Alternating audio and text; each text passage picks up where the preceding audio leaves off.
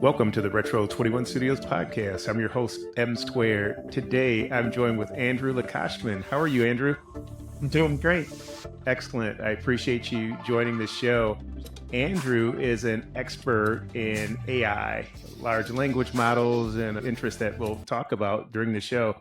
Andrew, why don't you go ahead and introduce yourself and let's have a great conversation. Sounds fantastic. Thank you very much. So I have been working in AI for the past few years. During COVID, worked on healthcare application to help do caregiving with AI. And most recently, I was working in LLM infrastructure. So building the hardware, developing the supercomputers that things like ChatGPT and the other AI products that you've heard of run on, and actually let them go forward and work behind the scenes after you click the button. Excellent. That's amazing. So, can you discuss the application that you're working on? It sounds very interesting. So I can't talk about the previous applications that I work with. Those are under NDA, but I can talk about one that I'm working on today. I'm switching gears from helping promote hardware to actually creating something that improves people's lives using software, using AI itself, which seems to be the real growth opportunity here with AI. It is. And you're hearing more and more about the infrastructure side, right? The GPU power that's required to run the language models. And so it seems like a really nice transition. So you have that foundational background in infrastructure, and now you're actually working on LLMs.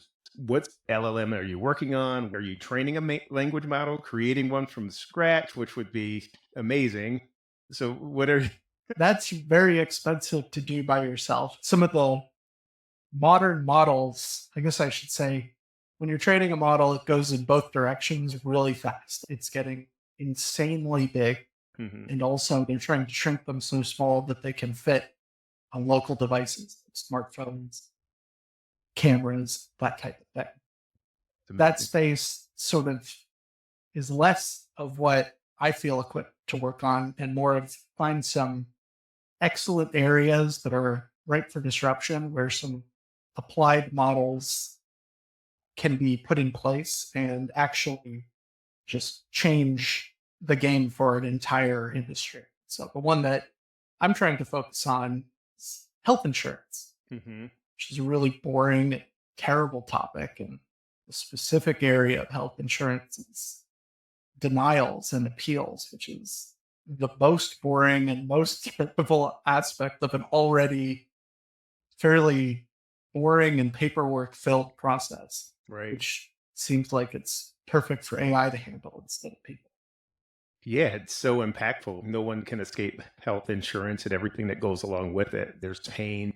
I imagine from a practitioner's perspective, the admin person working in that context. But certainly on the patient side as well, right? You get the calls, you get the bills, and you get the rejections and the incongruity in bills. It's like, oh, you pay your doctor $50 and then you get a bill a little bit later after some sort of process, and now you owe 300. And it gets so much messier than you can imagine. I Hmm. did some consulting a few years ago in this space of working on with out of network doctors, helping them manage their denials. Hmm. And it's complicated enough in California where I live, but there are doctors that live on the East Coast that are at an intersection of state borders. So like Hmm. New York, New Jersey, Connecticut, kind of tri-state area. And every playbook changes the moment you cross the state line. And it changes again if the doctor also crosses the state lines. If you have a Right. doctor in New Jersey who goes to New York, and you have a patient in New Jersey who visits that doctor in New York, it just becomes this mess that you can't really expect a normal person to figure out how to navigate it. Hmm. That's wild. So if you go back as far as background education, like how did you get into language models? Did you come out of college with a comp sci degree? Did you study on your own? No college, right? There's so many ways in which one could immerse themselves in this technology. So I studied conflict resolution in college. Thought I was going to go work overseas doing something, the military or some intelligence organization, and decided I was going to work in tech instead. Hmm. And I found it really interesting. And outside of a little bit of work in healthcare, running audiology practices in Midwest, almost all of my career has been in technology. During COVID, I was a caregiver. One of my grandmothers Hmm. in her 80s and wasn't able to really leave her house. There's a lot of uncertainty and people really worried about how everything was going to go. And especially for older people, if they got COVID, that'd be it. They'd be dead. We Right. know a lot more now and COVID has changed considerably. Hmm. But one of the things that I wanted to do was be able to leave. So not just leave and stop being her caregiver. I love my grandma. I love taking care of her, but be able to go somewhere on a weekend. And so I started working some of the early instances of GPT from OpenAI to try and create a caregiver that would call up my grandma, check in on her, make sure she took her meds, ate her food, had gone to the bathroom, those types of things, Hmm. activities of daily living. And then it would text me if she'd done them and if it was okay. And if she missed one, it would say, hey, you should probably give your grandma a call on Saturday when I went to go stay with my parents or something like that. Hmm. Go check in, see how she's doing. And so I was prototyping this with a group of engineers that, yeah, it was like Siri would call you up, talk with you, and check how an older adult was doing and let whoever was taking care of them know how things work. And so that was my first exposure to working with LLMs. Hmm. And this was GPT like 2.5 Wow. before ChatGPT was a thing. Yes. So we were using validated questionnaires from medical Hmm.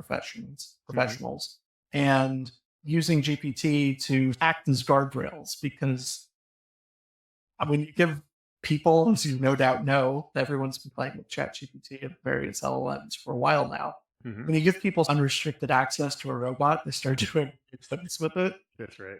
And so we were using GPT to navigate them back on track to Hmm. keep the conversation reasonable and be like, hey, why don't we talk about this? Right. But do it without sounding too much like. Now, just getting under the hood a little bit with that real use case that you described.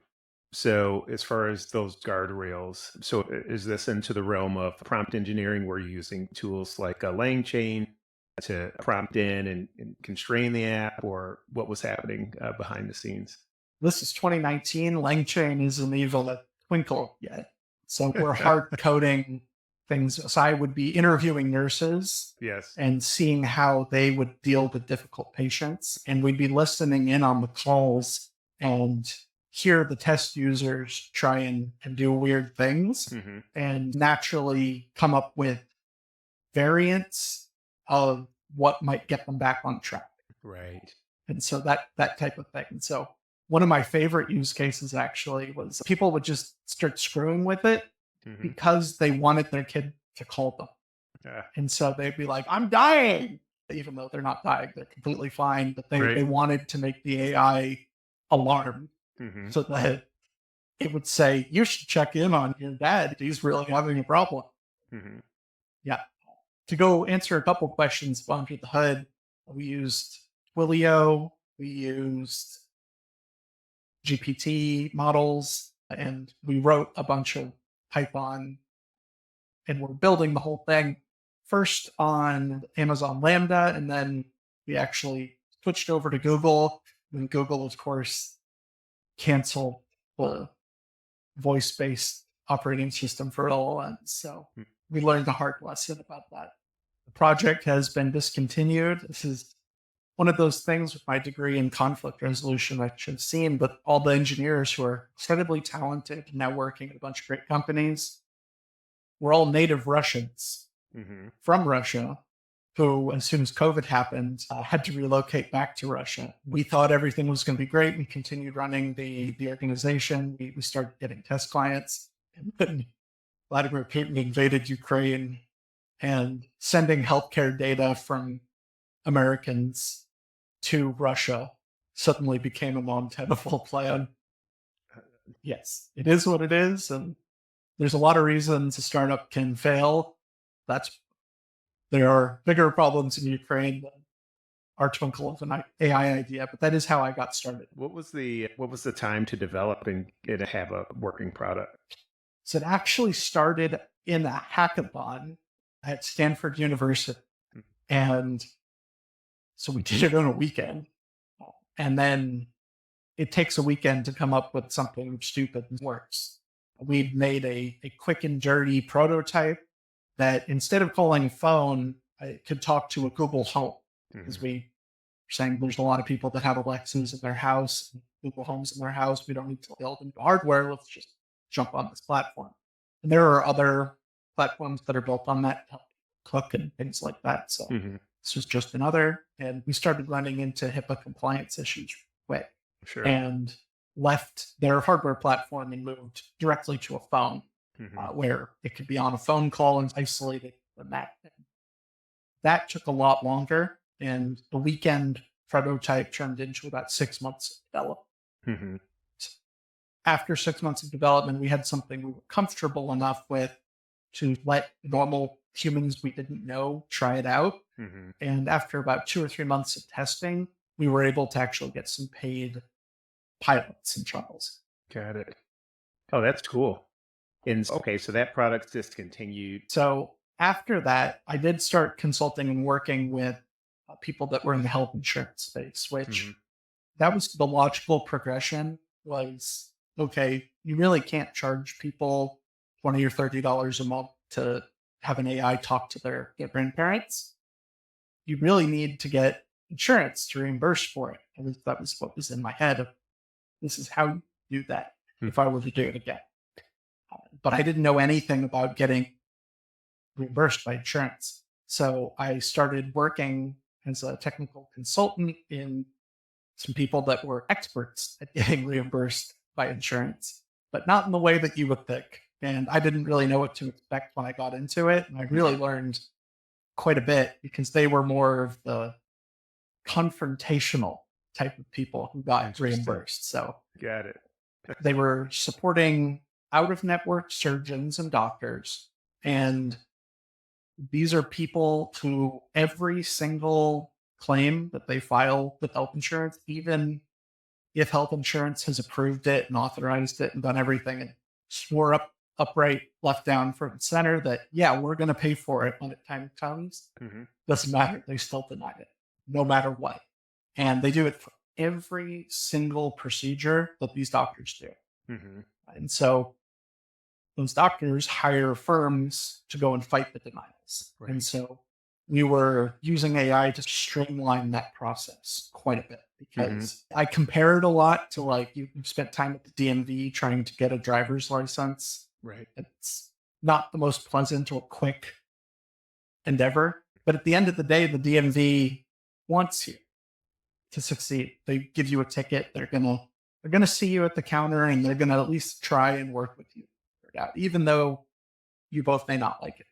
So imagine more painful than that. And they don't want you to drive. They want you to fail. And that's what doing an insurance appeal is like. Right. Every time you interact. And so that's the best story I can tell. And so this sort of is a thing that any part of it that can be streamlined or automated, it should be. There's a pie chart that I also show sometimes when I'm talking about this that shows what percent of denied claims get appealed. And it's the worst pie chart in the world because it's just a line and the whole rest of it is blue. And it's all these denied, no appeal. This one line, this 0.01%, this is what gets it. So it's purely a financial model in denials. Yeah. And there have been a lot of controversies that have really upset quite a few people because insurance companies have figured out how to deny using AI, which is really terrible when you think about it because you just have AIs that like say nope. And from their perspective, They deny everything and see what comes back in appeal because they know that nothing statistically comes back in appeal. And Wow. so the goal with the project that I'm working on right now to see if it can have legs in the company is to figure out if there exists a workflow supplemented by AI such that every denial Hmm. gets an. Interesting. That is, I'm going to say it's a noble effort because it's something that everyone experiences, and it's counter to the notion of good healthcare that it's based on denials. It should be an objective exercise. Was there an actual need? It'd be interesting, and maybe what percentage of, if you really looked at it, of cases or claims that are filed that are actually valid. It seems like it would be the absolute inverse. So there's a lot of valid ones, but denials often happen because of small transcription errors. Hmm. A really good one that I use as the examples we were working pediatric surgeon. Usually they operate on the kid. It's good. Kids need surgery too. And unfortunately, most kids don't have health insurance. Hmm. They get covered under their parents. That's right. It turns out that some insurance companies want, when you're filling out the health insurance paperwork, for you to fill out the person who has the health insurance policy, the member. Hmm. And others want you to fill out the paperwork for the person who got the surgery. And there's nowhere you can go to find this out. And if you are in one of those areas where there's a whole bunch of different insurances and a bunch of different states, different rules, you may only know when you get denied what that particular insurance company's playbook is. Hmm. And there's churn with front office staff. Maybe training isn't always the best, but a thing as small as that, as, oh, you were supposed to send this out and you were supposed to put yourself instead of the kid, denied, $100,000 claim out the door, completely Wow. canceled. And now the patient has to pay for it. Hmm. And that type of thing, is it a proper denial? Is it an improper denial? Complicated. It's interesting that you bring up this particular use case or example, and I'm just looking at what's happening in the southeast, and right out of the gates, we're starting to hear some interesting stories around denials and things that people did not expect.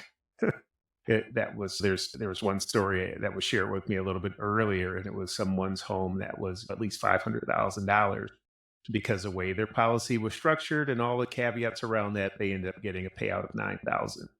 There you go. So Terrible. yeah, exactly. So this model that you're building sounds like it has legs, right? So you have the focus right within the healthcare space, but it sounds like there's legs in any number of genres. Absolutely. I'm focusing in healthcare because that's where a lot of my domain expertise is. Hmm. But this could absolutely be applied to car insurance, uh, auto accidents, personal injury, Hmm. home claims as well, and fire. And yeah, you bring up how many of them are unreasonable, Hmm. where they should be denied. There's a Right. lot. I want to give insurance companies credit. An awful lot of people try and defraud them. And Sure. so they do overcorrect to into that. And I know in Florida, I can't speak to where it is specifically, but there are like whole cities that everyone in that town or city is involved in health insurance, like legalized. I don't want to call it fraud, but let's just say the insurance companies don't issue policies to people that live in those cities now Right. because they've pipelined process Hmm. where they've made it really possible to extract money from them. They just ban certain zip codes from Got it. getting coverage. Now that's interesting. So if we turn the tables as far as an insurance company, right? So you have the actuaries and all these predictive exercises that insurance companies go through. How is AI? Are you aware of any techniques that they're using in that space? It seems like that is ripe from a big pockets insurance company to employ some Sure. of the latest and greatest. So one of the coolest things coming out in recent time is people made a big deal out of OpenAI and other their whole startups devoted to taking ChatGPT and the GPT 4.0 like similar models, and being able to get JSON structured data out of it. Hmm. That is a really big deal. But it's only recently that things have gone beyond that for image models. So we'll Mhm. call them OCR, but it goes beyond OCR. We'll call them vision transformers, is one of the big terms for it. Mhm. The real short of it is you can take a scan of paperwork now with handwritten stuff on it, and you can convert that to basically Excel. Right. And there was a level of accuracy that wasn't there until AI started getting in the middle of processing these through vision transformers. Mhm. And this is really going to transform a lot of the paperwork heavy industries Right. because you're going to be able to, a lot of these processes, basically, you had someone who can do a lot, Mhm. like a lawyer or head revenue cycle person at a healthcare or hospital or something like that. And they would look at these pieces of paperwork that were either hand doctors chicken scratch, not really very legible. And they would try and decipher what to do and then create a checklist and hand that off to a bunch of staff that go on, execute all this. Mhm. However, you still really had that one point of failure of someone who really had to know what they were looking for was the kickoff for it. And now, if you have these really powerful vision transformers Mhm. and you have a pretty good rule set, you can pass a lot of that on to an AI system Right. instead of requiring these subject matter experts. That's awesome. What's your roadmap? Whatever you're willing to share, like what's next for you guys? So I'm going to work on putting together an initial prototype to basically be able to take an appeal from when it gets denied all the way to either submitting it to the insurance company or handing it to a lawyer Mhm. and develop that pipeline. And I'm going to divide it into all of the parts that need a human and Mhm. find out, does there exist AI technology today that can automate this, or at least automate nearly all of it? Mhm. And then, yeah, create a workflow. And then we'll see. We can approach. I'll tell you this. It is one of the refreshing things when you find a niche that you can work in. When I was doing consulting, we approached various doctors' offices, and there is not an out of network doctor in the country that won't take your call if you're like, hey, can I help you get more money from insurance companies? So you get your foot in the door just by the nature of the problem. Mhm. Some of the doctors that I worked with were collecting below 1% of what they billed for Right. and were worried about going out of business. So Mhm. fortunately, the need is extreme. And the doctors are unwilling to push the financial burdens onto the patients Right. because one, that's wrong, pay Mhm. into an insurance company for a long time. Yeah. So the patients are involved in helping make it work. The doctors are involved in with like naturally people, if it does work, it does succeed, they want to refer you. They're like, this worked. Wow, it's Right. amazing. So yeah, building a full workflow, testing it out with a bunch of mock data. Mhm. I won't use any covered or protected PII while Sure. building it. Mhm. But I have enough knowledge that I can recreate and use synthetic data to create fake stuff to test and see along each chain if it catches a mistake that I built into the model, Mhm. that type of thing. And so I know also what the denials are. So there's a bunch of tooling that has to be built out, tech tooling, to even evaluate if the workflow is working Right. because you can't test it in the wild with fake data. So you can talk to an insurance company and know if That's they're right. going to deny it. But you can, if you've done a lot of these, which I've done a few thousand insurance appeals, Mhm. I know the whole process and I know which direction things go. So that's what's next is testing Mhm. and building out the tooling to test. And then after that, yeah, working with some design partners and seeing if we can go pro. Oh, this is cool. If you're looking for test cases, whatever, I know a few folks in that arena that may be interested and have some good ideas as well, not necessarily from an insurance perspective, but that field in general is ripe for innovations. Yeah, absolutely. I'd love an intro and I'd be happy to chat and share some of what I know because I am pretty passionate about not building a coding app Hmm. because, well, there's the two sides of the fence of Right. getting the coding absolutely right and then doing the recovery, Hmm. which is recovery only exists because coding doesn't match what insurance needs. Right.